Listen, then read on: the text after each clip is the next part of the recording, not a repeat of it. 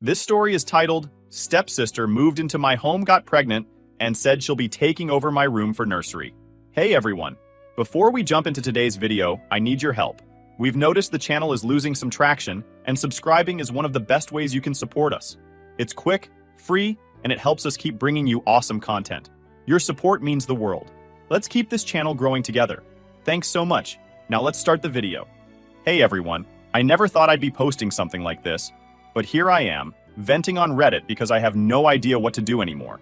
I, 21 male, live in a house I inherited from my grandmother about 2 years ago. It's not some giant mansion, but it's a decent-sized 2-story house, and I'm proud of it.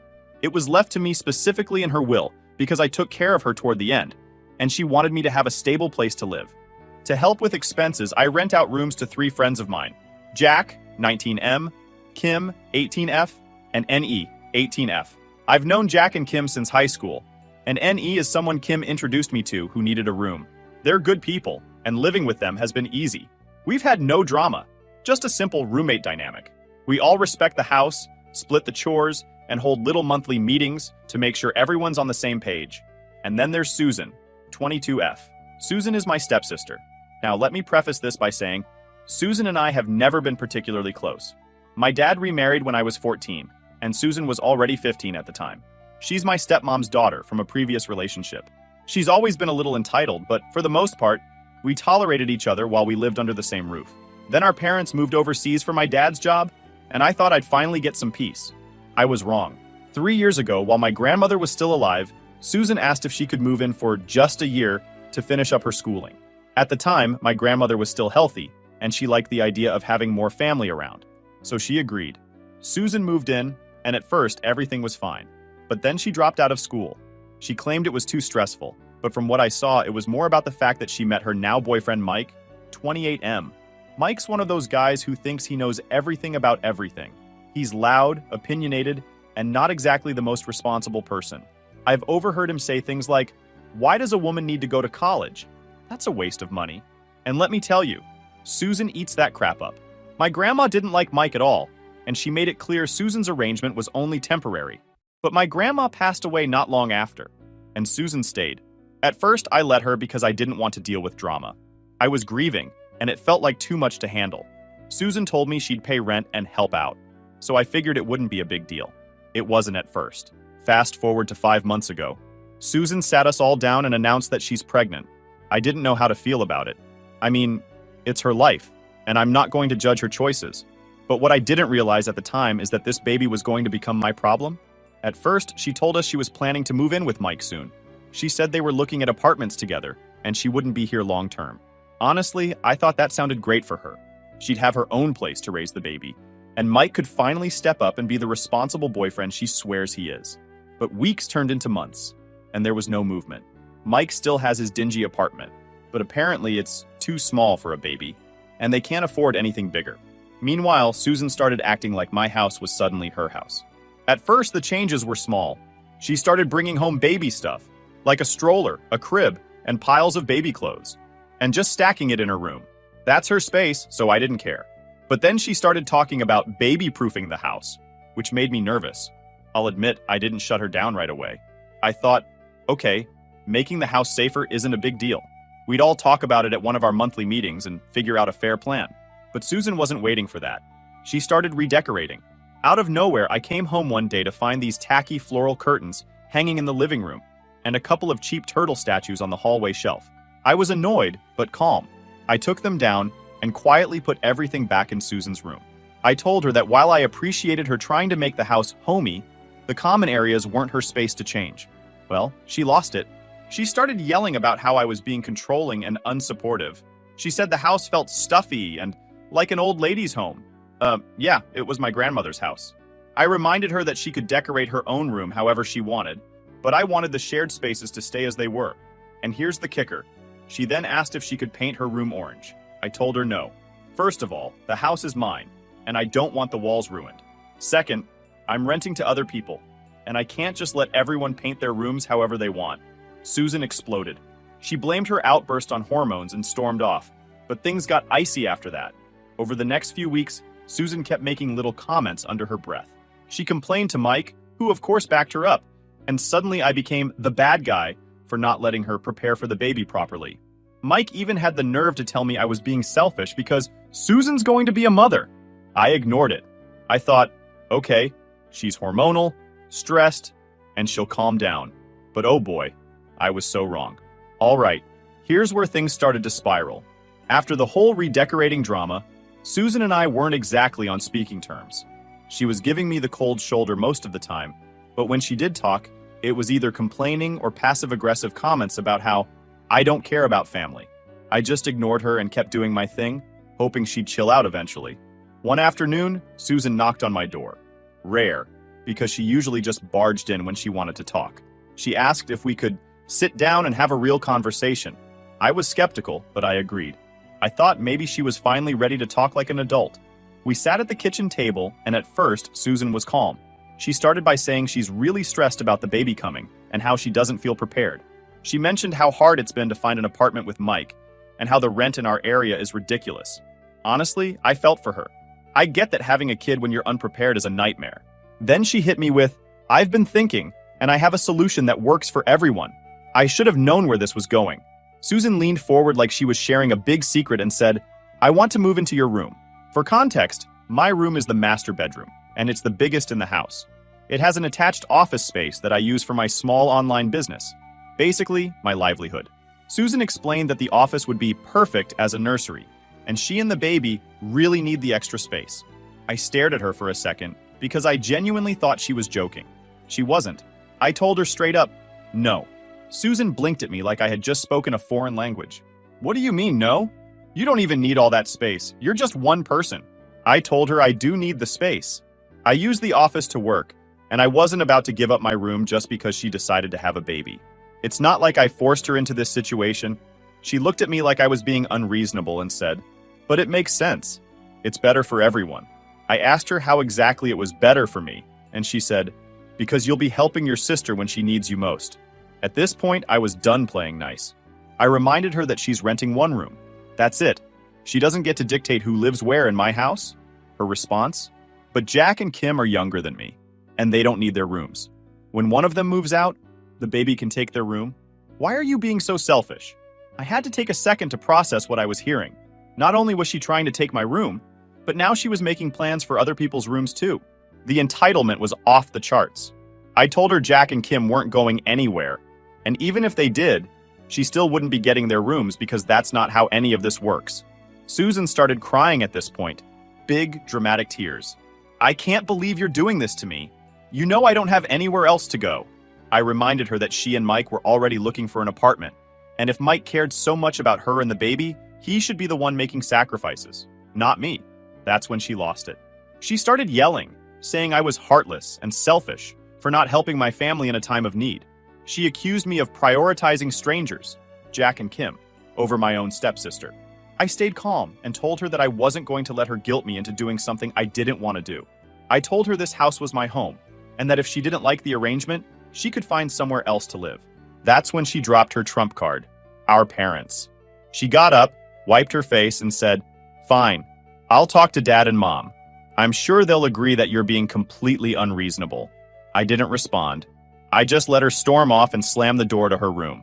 A few hours later, my phone started blowing up. My dad was calling, my stepmom was texting, and both of them were clearly on Susan's side. I finally picked up when my dad called for the third time. Your sister called us in tears, he started. Why are you being so cruel to her? I tried to explain the situation calmly. I told him that Susan wanted to take my room, that she was acting like the house belonged to her, and that Mike moving in wasn't an option because of how disrespectful he's been in the past. But my dad wasn't having it. She's pregnant, son. She's vulnerable right now. Can't you just help her out? You don't need all that space. It's not a big deal. At this point, I was getting frustrated. I reminded him that this is my house, and Susan has no right to make demands. I also told him that letting Mike move in would only create more problems. My dad just sighed and said, family comes first. Always. You're her brother. You need to do the right thing. That phrase, the right thing, pissed me off. I asked him, why is it always my responsibility to clean up Susan's mess? She chose to get pregnant. She's choosing to stay here instead of figuring out a real solution. Why is that my problem? My dad got quiet for a second and then said, I'm disappointed in you. That stung. I'm not going to lie. But I stood my ground. I told him Susan wasn't getting my room, and if she and Mike didn't like the living situation, they could figure something else out. I hung up before he could respond. After that call, I felt drained. My parents were completely on Susan's side, and I knew she'd be using that as ammo. She didn't say a word to me for the rest of the night, but I could hear her talking to Mike on the phone, probably trashing me. The next morning, I found a note taped to my door. It said, "I hope you're happy. Mom and Dad agree that you're a selfish jerk. I'll be talking to a lawyer about my rights to live here." A lawyer? Seriously? I knew Susan was dramatic, but this was a new level. At that point, I decided I needed to get ahead of this. If Susan wanted to play hardball, I was going to be ready. After Susan's dramatic threat about talking to a lawyer, I knew I couldn't just sit around and wait for her to pull something. I'm not a lawyer, but I'm not dumb either. This is my house legally, and she has no claim to it. Still, I wanted to cover all my bases before things got worse, because I knew Susan wasn't going to let this go quietly. I called my uncle, who's pretty level-headed about these kinds of things. He knows the family dynamic, and has always been one of the few people who doesn't blindly take Susan's side just because she cries about something. Luckily for me, my uncle has a close friend who works in property law, so we set up a meeting for the next day. I also brought Jack and Kim with me for moral support, because they've been living through this chaos too. NE couldn't come since she had work, but she was updated and just as fed up as the rest of us. The lawyer was an older guy who looked like he'd seen it all. After I explained the situation, how Susan's living here month to month, her wanting my master bedroom, her threats, and everything else, he kind of just sat back and said, "You've got nothing to worry about." He laid it all out clearly for me. Susan has no legal claim to the house. It's mine. She's living here month to month, which means I can give her proper notice to move out at any time. She doesn't have a written lease, and verbal agreements can only go so far in court. The lawyer also said that while I couldn't evict her on the grounds of being pregnant, which I would never do anyway because I'm not a monster, I could evict her for breaking house rules. And boy, did she break them. Here's where things got interesting. Jack and Kim finally opened up about things Susan had been doing behind my back. They didn't want to stir the pot before, but now that the situation had escalated, they felt like I needed to know. First off, Susan had apparently been making snide, homophobic comments to Jack. Jack's openly gay, and Susan knows this, but I guess she thought it was okay to mutter things like, "This is a phase," or "Real men don't act like that," whenever they cross paths. Jack said he didn't want to make a big deal about it, but it clearly bothered him. Then Kim told me about how Susan had been barging into her room without knocking. Susan kept borrowing things without asking. Makeup, clothes, even food. The final straw for Kim was when Susan ruined a load of her laundry. Kim's pretty sure Susan did it out of pettiness, because the clothes weren't just mixed up. They were completely trashed. Hearing this made me even angrier than I already was. Susan was treating everyone in the house like we were just inconveniences she could walk all over. This wasn't just my problem anymore.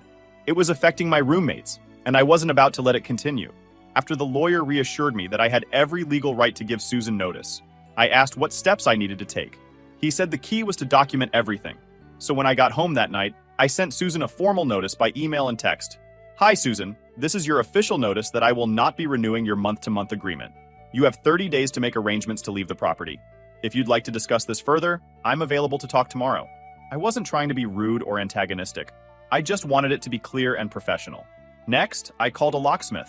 I had already been planning to change the locks for unrelated reasons. There's some old baggage with an ex who still had a key, so I figured it was a good time to just lock everything down and make the house more secure.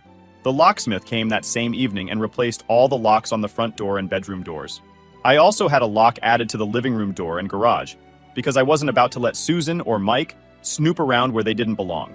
The kitchen, bathroom, and Susan's room were left accessible to her, because that's all her agreement entitles her to. Just to cover myself, I texted Susan one more time. Period. "Hi, the locks have been changed for security reasons. Your key is available for pickup. Let me know when you'll come by and I'll make sure you get it." No response. That night, Susan didn't come home. I knew she was with Mike. Honestly, I was relieved. I didn't want to deal with her storming into the house and throwing another tantrum. What I did get, though, was another call from my dad. "Why are you locking your sister out of her home? Do you realize how cruel you're being?" I calmly explained to him that Susan wasn't locked out. Her key was ready for her to pick up, and I had texted her multiple times about it. My dad didn't seem to care about that part. "She's pregnant, for God's sake. How can you be so heartless to your family? At this point, I was done arguing. I told him, Susan has 30 days to find somewhere else to go. I've been more than reasonable. She's broken house rules, disrespected me and my roommates, and made living here miserable. I'm not going to let her take over my house just because she thinks she can guilt me into it. My dad started going on about how family comes first and how disappointed he was in me, but I just ended the call. There was nothing left to say. It's been a day since all this went down, and Susan still hasn't shown up to get her key. I've texted her a couple more times to let her know it's available, but she's ignoring me. My guess is that she's staying at Mike's and probably trying to figure out her next move. I'm not looking forward to the moment she comes back, because I know there's going to be a scene. Susan's not the type to go quietly, and I'm sure she's already spinning some story to my parents about how I'm the villain. But here's the thing. I'm done feeling guilty about this. She's my stepsister, not my responsibility.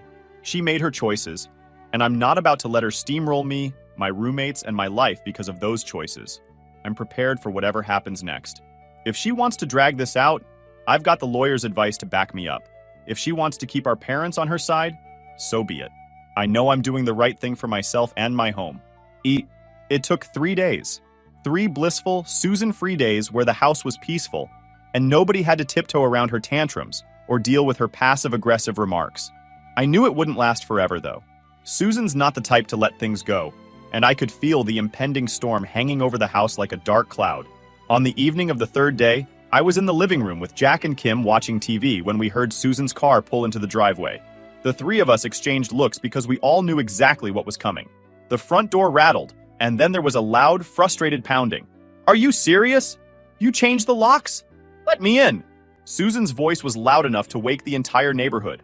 I grabbed her new key, walked to the door, and opened it to find Susan standing there with Mike behind her, looking smug as always. Susan looked furious. Her face was flushed, her eyes were red, and she was holding her stomach dramatically, like she was trying to emphasize her pregnancy. "Here's your key," I said as calmly as I could, holding it out to her. She snatched it out of my hand and shoved past me into the house. Mike tried to follow, but I stepped in front of him. "Where do you think you're going?" I asked. "Into the house," he said, his tone casual, like he owned the place. "You're not welcome here," I said firmly. "This is still my house." And Susan whipped around from the hallway. "You. Oh my God, you're being ridiculous. He's here to help me carry my stuff upstairs. You're going to make a pregnant woman do it herself?" Jack and Kim were watching from the living room, and I could feel their silent support. I wasn't about to let Mike get his foot in the door, because knowing him, he'd just stay for a few nights and never leave. "I'll help you carry your things," I told her, ignoring Mike completely. Susan groaned dramatically. "You're being impossible. This is our house too, you know." "Our house?" I repeated, trying not to lose my cool. "It's my house. You rent a room here. You don't get to bring your boyfriend in whenever you want, and you don't get to call the shots." Susan turned back to Mike and waved him off. "Fine. Just wait in the car. I'll deal with this." Mike muttered something under his breath, probably an insult, but he left. Susan stomped up the stairs to her room, and I followed, ready to carry her stuff so we could avoid another argument. Once we got into her room, it became obvious what she'd been doing the past few days. The place was crammed with baby supplies, bags of diapers, a crib still in its box, baby clothes, blankets, bottles. Half of it wasn't even unpacked. I couldn't help myself. "You bought all this stuff, but you still haven't found somewhere to live?" Susan ignored me and dropped into her chair. "Mike and I are still looking. It's not easy finding a place that's affordable and big enough for the baby." I took a deep breath because I knew where this was going. "Susan, you have 30 days. I gave you notice. You're going to have to figure this out." She stared at me, her expression going cold. "Do you know how much of a jerk you're being? You have plenty of room here. I'm family. I'm pregnant.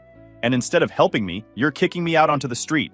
"You're not being kicked out," I said, trying to keep my voice even. "You've had months to figure this out. And instead of doing that, you've been arguing with me about paint colors and decorations. I'm not responsible for fixing this for you." Susan stood up, and I swear I thought she was going to throw something. "You don't even need this house. You're just one person. Grandma wouldn't want you to throw me out like this." At that, I lost it a little. "Don't bring Grandma into this. You know she didn't want Mike here. She didn't let you redecorate when she was alive. So don't act like I'm being unreasonable. You've taken advantage of every ounce of kindness I've shown you, and I'm done." Susan started crying, full-on sobbing as she sat back down. I can't believe you're treating me like this. I'm pregnant. What kind of brother does this to his sister? The crying wasn't working this time. I was done feeling guilty. You have 30 days, I repeated. If you need help moving your stuff out, I'll help you. But you're not staying here. And Mike is never moving in. Susan didn't respond, but she spent the rest of the evening slamming doors and stomping around the house. Mike came back later to pick her up, and they left without another word. I could tell she was plotting something because Susan's the type who doesn't go down without a fight. Later that night, my dad called. Susan told me what happened, he said, his tone accusatory right off the bat. Of course, she'd called him. I wasn't even surprised. She told you the part where she's been breaking house rules, treating Jack and Kim like crap, and demanding my room? Or did she leave that out? My dad sighed. She's stressed, son. She's pregnant, and you need to be more understanding. You're throwing her out when she has nowhere else to go. I gave her 30 days notice, I said, as calmly as I could. She's had plenty of time to figure this out. She's not my responsibility. She's an adult, and so is Mike. They can sort this out together. She's your family, he shot back. You're supposed to help your family. I've been helping her for years, I said. This house is mine, and I'm not letting her take advantage of me anymore. We went back and forth for a while, but it was clear my dad wasn't listening to me. He ended the call by saying he was disappointed and that I was acting selfish. I hung up and sat in silence for a while, trying to process everything. After Susan's dramatic text about talking to a lawyer, I knew she wasn't bluffing about trying to make my life miserable. She's always been the type to escalate situations when she doesn't get her way. And with Mike involved, I knew things were going to get messy. 2 days passed after the last meltdown, and the house was quiet again. Too quiet. Jack, Kim, and N.E. were all on edge, but we were trying to live our lives as normally as possible. Susan hadn't come back yet, which was fine by all of us. I figured she was still staying at Mike's and stewing about what to do next. I was wrong. On the third morning, I woke up to Jack banging on my door at 7 a.m. Mike's here, he said, looking angry and still half asleep. He's in the driveway, and he's unloading stuff. I think he's trying to move in. At first, I thought Jack was joking because I couldn't imagine even Mike being that bold. But when I looked out the window, sure enough, there he was, dragging a mattress out of the back of his beat-up truck like he was about to set up camp. I was so stunned I almost laughed. Almost. I threw on some clothes, grabbed my phone, and stormed outside. What the hell do you think you're doing? I demanded as I walked up to Mike. He looked at me like I was the one who was out of line. Susan told me I could move my stuff in. You didn't seriously think you could keep me out, did you? I was so angry I felt like I could explode. First off, Susan doesn't own this house. I do. Second, you're not moving in, period. Take your stuff and leave, or I'm calling the cops. Mike smirked and leaned on the mattress like he had all the time in the world. You're going to call the cops on the father of your sister's baby? Nice. Real classy. I pulled out my phone right in front of him and dialed the non-emergency police number. Watch me. Mike's smirk disappeared. Okay, chill out. He threw his hands up in mock surrender. No need to get dramatic. I'll leave, for now. I watched as he loaded the mattress back into the truck, all while muttering insults under his breath. Once he was done, he slammed the door to his truck, pointed a finger at me and said, "This isn't over, man. You're screwing over your own family, and it's going to come back to bite you." I ignored him. I wasn't about to argue with someone who thought threatening me was a good idea. I stayed outside until he finally drove off. Jack, who'd been standing near the porch the whole time, let out a low whistle. I didn't think he'd actually try to pull that, Jack said. What was he even thinking? Honestly, I don't think he was thinking, I replied. He probably figured he could just bully his way in, like always. About an hour later, Susan texted me. What the hell is wrong with you? You called the police on Mike? He was just trying to help me move in. I didn't even bother to respond. Mike wasn't moving in. End of story. But Susan wasn't done. A couple of hours later, I heard her car pull up. I braced myself as she walked through the door, slamming it behind her. She was holding some papers in her hand and looked like she was ready for a fight. What's this? She demanded, shoving the papers at me. I looked them over and I swear I almost laughed. They were random internet printouts about tenant rights and eviction laws. I handed them back to her. Susan, this doesn't apply to you. I already talked to a lawyer. You're month to month. I gave you proper notice. You don't have a leg to stand on. Her face turned red. Mike says I do have rights, and you can't just throw a pregnant woman out. I'm family, and this is our home. I had to take a deep breath to keep from yelling. Susan, I'm done explaining this to you. You've broken house rules, disrespected me and my roommates, and now Mike's trying to move in behind my back. You have 30 days. That's it. She stared at me for a moment, her hands shaking as she crumpled the papers. You're going to regret this. Dad's already on my side, and when he finds out how cruel you're being, he's going to make you let me stay. I laughed bitterly. Dad doesn't have any say in this house. It's mine, Susan. You can cry to him all you want, but it's not going to change anything. She looked like she was about to cry again, but instead, she stormed up to her room and slammed the door so hard I thought it would come off the hinges. The next 2 days were tense. Susan was sulking in her room most of the time, but she made sure to slam the doors or stomp around the house whenever she came out. She didn't speak to anyone, but the energy was awful, like we were all walking on eggshells. Jack and Kim stayed out of her way, but N.E. had had enough. On the second day, Susan left dirty dishes piled in the sink and didn't clean up after herself. N.E. confronted her in the kitchen. You're not the only one who lives here, Susan. Clean up your mess. Susan snapped back, maybe you shouldn't even be here. This house is for family, not freeloaders. N.E. came straight to me and told me what Susan said. I couldn't believe it. Susan was now openly attacking my roommates, the same people who've done nothing but be patient with her nonsense. That night, I called a house meeting without Susan. I sat down with Jack, Kim, and N.E., and we all agreed we couldn't let Susan keep making the house miserable. I promised them I'd handle it. The next morning, I sent Susan a final message. This is your second reminder that you have 30 days to vacate the property.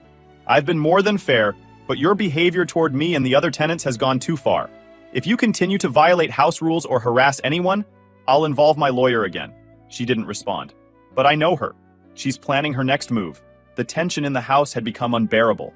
Susan was still sulking in her room, stomping around like a petulant child whenever she emerged to use the kitchen or bathroom.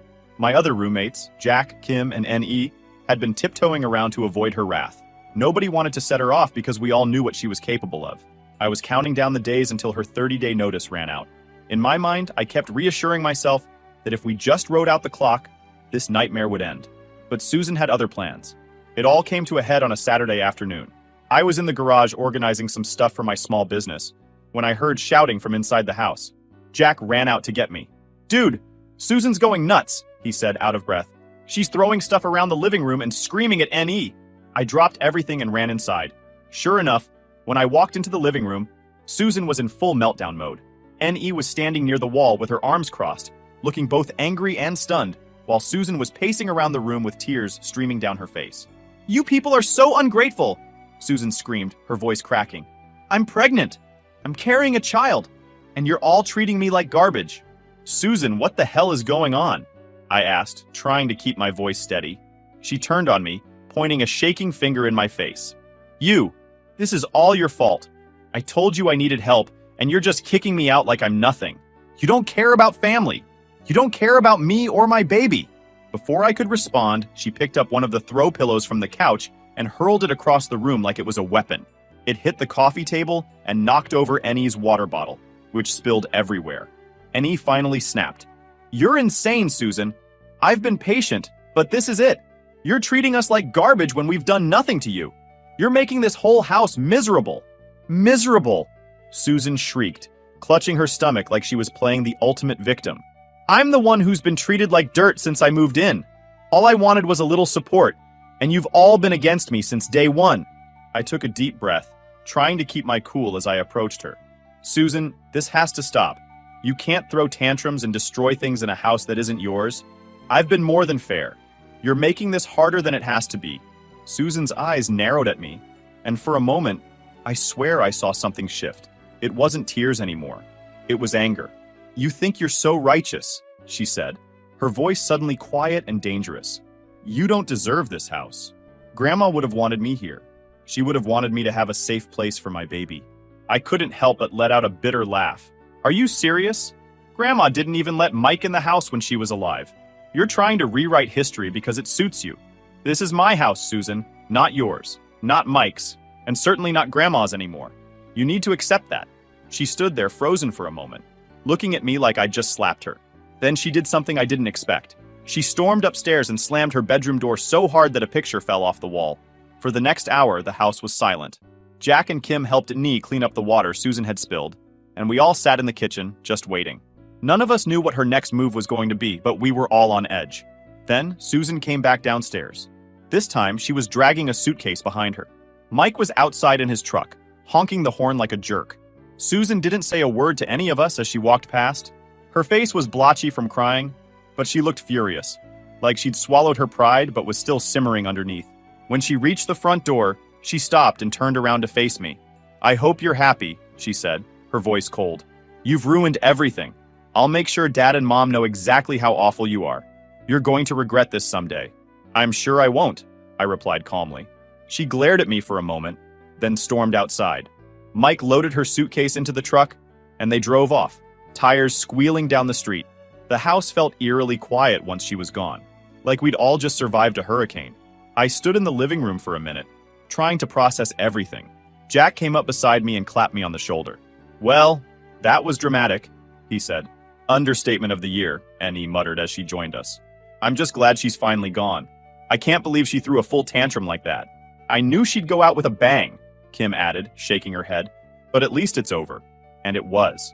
For the first time in weeks, I felt like I could breathe again. Over the next few days, Susan continued to blow up my phone with angry texts and voicemails. I ignored them all. My dad called me twice to yell about how I'd abandoned my sister and acted like a monster, but I wasn't backing down. I calmly told him that Susan had made her own bed, and it wasn't my responsibility to fix her problems. Eventually, the calls and messages stopped. I guess Susan realized she wasn't getting anywhere with me. With Susan gone, the atmosphere in the house completely changed. Jack, Kim, N.E., and I finally felt like we could relax again. We cleaned up her room, which was left a mess, and I changed the locks one last time just to be safe. Looking back, I don't regret anything. I stood up for myself, my friends, and my home. Susan tried to manipulate, bully, and guilt-trip me into giving up everything I'd worked for, but I didn't let her. It sucks that my dad and stepmom are still on her side, but at this point, I've accepted it. Some people will always choose to see what they want to see. Final note, I know Susan's out there somewhere, probably telling everyone I'm the villain in her story, but I don't care. I'm finally free of her chaos, and the house feels like home again. If you take anything away from this, let it be this. Don't let entitled people walk all over you just because they're family. Set boundaries. Stand your ground. It's worth it.